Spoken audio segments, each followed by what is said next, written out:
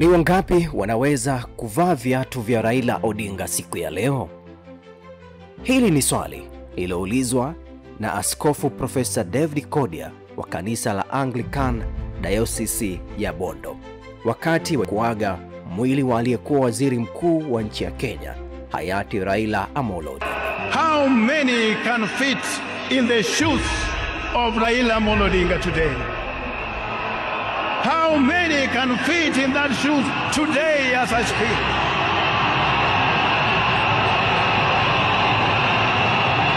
Mchanganya picha wa TV kwa namna kipekee aliruhusu picha katika upande ambao ulikuwa na wanasiasa wengi, hasa wa chama kile ambacho alikuwa kiongoza Odinga cha ODM. Mmoja kati ya wanasiasa hao alionekana kushika tama akiwa anaonekana ni mwenye mawazo ya mbali.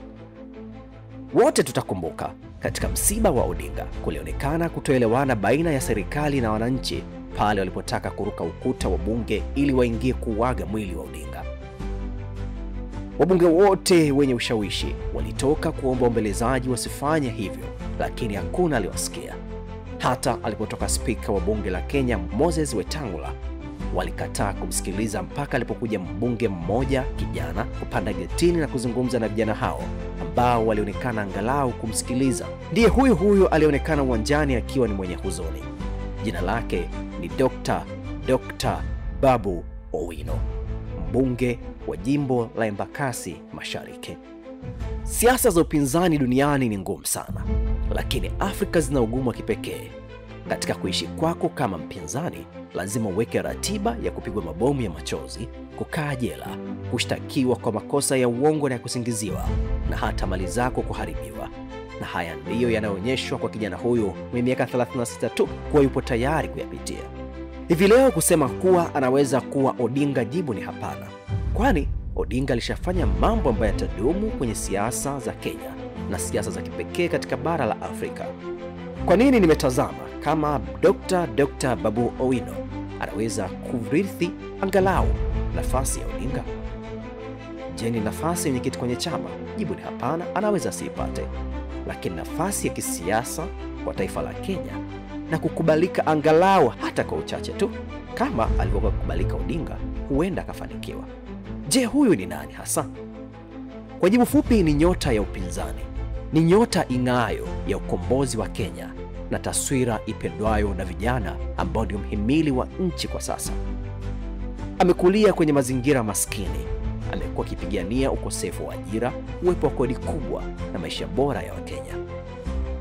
Ni msomi haswa, ana degree ya sheria na masters yake ambayo anasema aliamua kusoma sheria ili kuwasaidia watu bure pale wanapopata matatizo ya kisheria, na amewasaidia vijana walioshikwa na kushtakiwa katika maandamano kadhaa yaliyotokea nchini Kenya.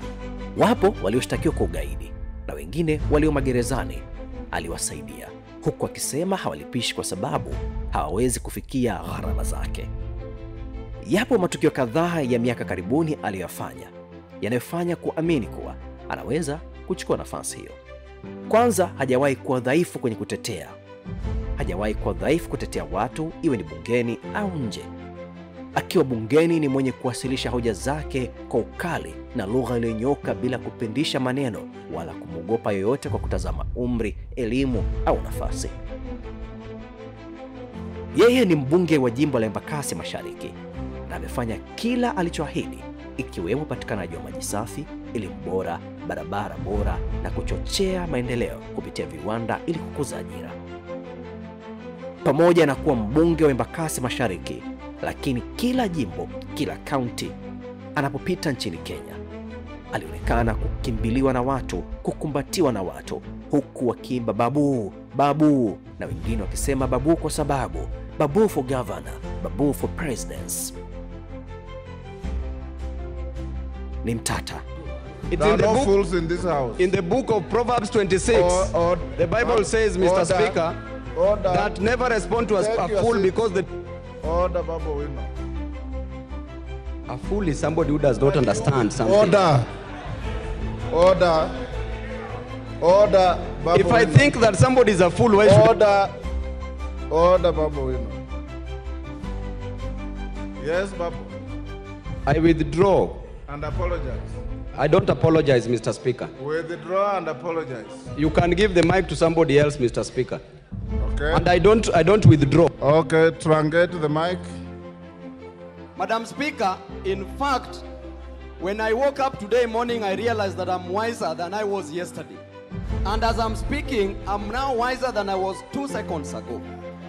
Mwaka huu alifukuzwa bungeni kutokana na kuingia na tai za wanasheria bungeni, na alipotolewa alisema nimechukua angalau miaka 6 kupata tai hii.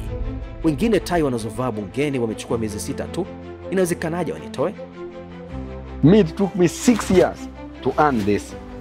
Then I'm being sent out, so you wonder who was supposed to be sent out. Kila chapisho lake analoweka katika mitandao ya kijamii, watu huweka maoni yao wakisema Babu kwa sababu, Babu for governor, Babu for president. Kwa nini anaonekana nafasi ya ubunge haimtoshi? Anafaa kuwa nafasi ya juu zaidi. Hii ni kwa sababu nyakati zote amesimama upande wa watu, sio upande wa serikali. Amesimama upande wa haki, sio upande wa unyonyaji. Wakati wengine wakikimbia na kujificha baada ya maandamano makubwa yaliyotokea mwaka jana nchini Kenya, Babu Owino aliruka geti la bunge ambalo ndilo alilosimama juzi na kuungana na vijana kuandamana. Si hivyo tu, hili limemgharimu, kwani hata kesho yake alitoka nyumbani na kwenda kuungana na vijana huko bunge wenzio wakiwa bungeni na ratiba zingine. Tukio ambalo lilisababisha serikali ya Kenya kumwondolea ulinzi aliokuwa amepewa. Amekuwa ni kivutio kwa vijana na hata wazee nchini Kenya, wakitaraji kumwona akitoka ubunge na kuwa gavana wa jiji la Nairobi, pamoja na vikwazo anavyopitia kwenye chama chake. Sidhani kama na busara za kutosha kuwa kiongozi mkuu wa chama atakayekiongoza kwa busara na mafanikio, ila naamini anaweza kuwa sauti ya wengi, kazi ambayo alifanya kwa ubora Raila Amolo Odinga.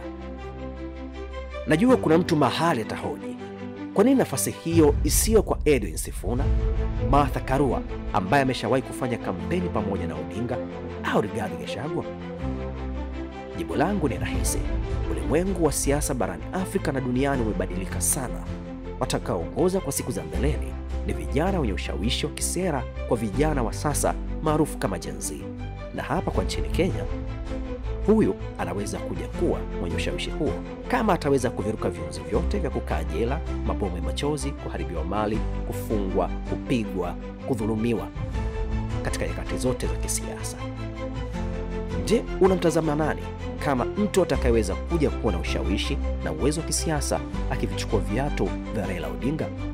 Angalau sio kuvivaa vikamtosha, lakini akafanya kwa kiasi.